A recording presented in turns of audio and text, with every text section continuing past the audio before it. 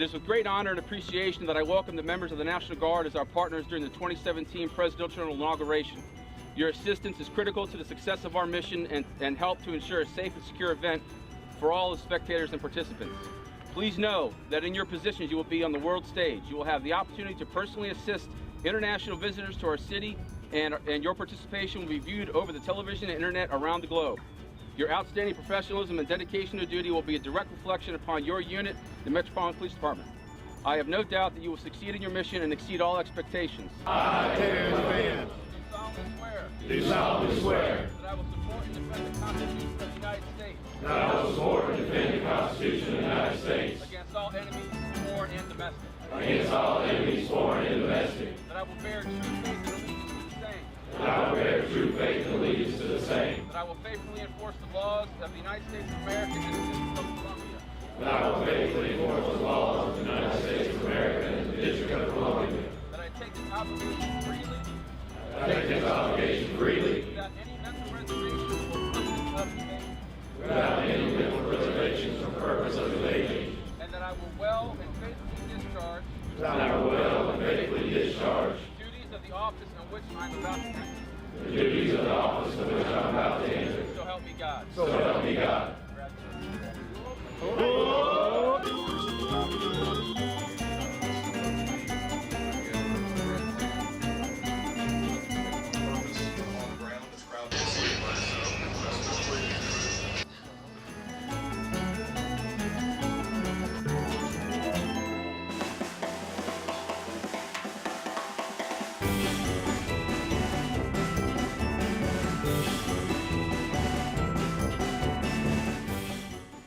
I'm the lead planner. What that means is that I'm responsible for the long-term planning and continuity Joint Task Force National Capital Region's preparations for the inauguration. From a long-term perspective, that's personnel planning and budget planning that starts about 5 years before you start the inauguration. Then it winds up involving things like how you deal with, how you pass off continuity information. And then ultimately it involves some work with the Presidential Inaugural Committee and with the Joint Congressional Committee in terms of liaison and understanding what their intent is so that we can appropriately plan and support their the biggest part of what I do is provide continuity. We're a mixed civilian and military staff. So you look in a situation like that, you look to the civilians to be people who have a longer time on station. Particularly with an event like this, we talk about an inauguration, something that happens only once every 4 years. Most military have rotated in the course of 4 years. Some positions have rotated more than one time in the course of 4 years. And so there's not a lot of continuity on the side. But hopefully there is, and a few old folks like myself that have been involved. This will be my 11th inauguration. So I've seen it in a variety of different capacities. This is only my second in this particular responsibility, but you learn from everything you do.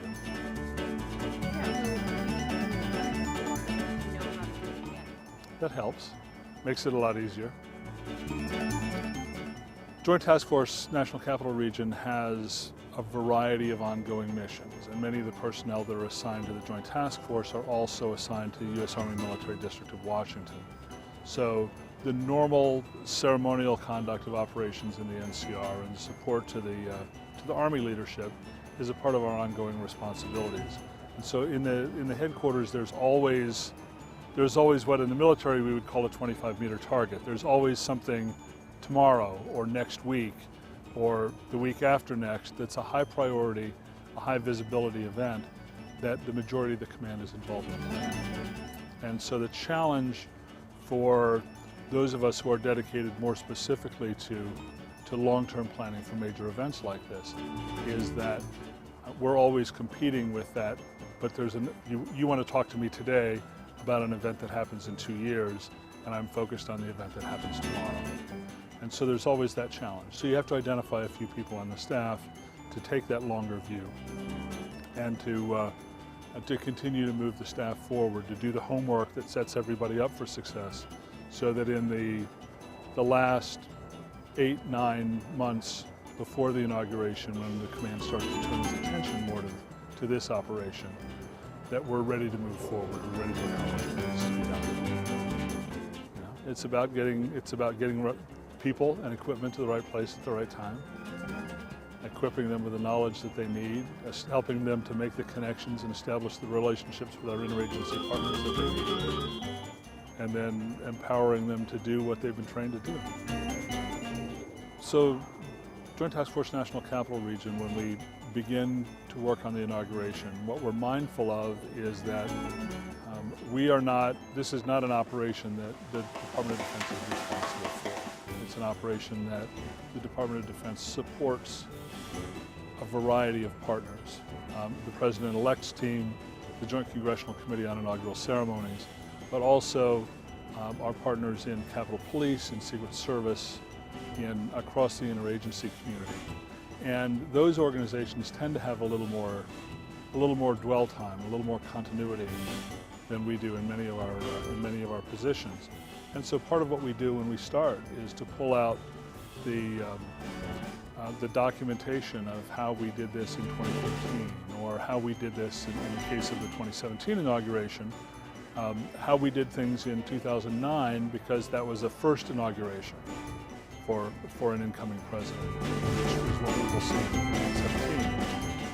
So the first thing is really to pull out all that information and to take a look as we, across the board, to pass off information to all the individuals who will be responsible this time around, so that when they start to go to meetings with their partners, they're dealing with, they have a level playing field. They have a common understanding, at least of how things have been done in the past. And so you start there, and then you start getting out on the ground and walking the streets and realizing that there are security barriers in place, or a new bench or a new trash can in a place where you put a command post 4 years ago, and maybe it moves and maybe it doesn't. And so you go through that process of adjusting your plan, and all of it working on speculation until after the election. The Joint Congressional Committee knows what will happen in terms of the swearing in, at least in general terms, and they're able to form during the summer and to start their planning. But the Presidential Inaugural Committee obviously can't begin that process until after the election.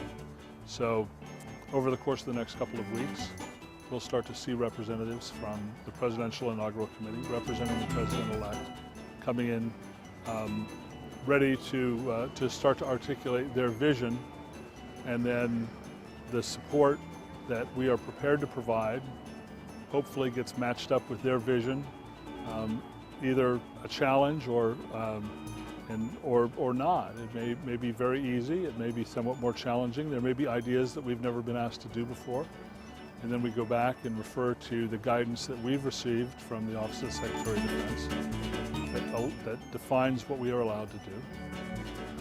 We work with them, sometimes push back a little bit and say we can help you in this way, but we can't help you in that way. Work ourselves through that process, and then move forward with them in the final stages of planning that all lead up to inauguration. Well, there are a variety of groups. Each of the services have special bands and honor guards here in the National Capital Region that support the Office of the President, that support the Office of the Secretary of State and Office of the Secretary of Defense on a regular basis. And those assets are employed during the inauguration as well, for the presidential escort, to make up most of the manpower that's involved in support on Capitol Hill, the military aspects of the parade, of street cordon, in support of the White House.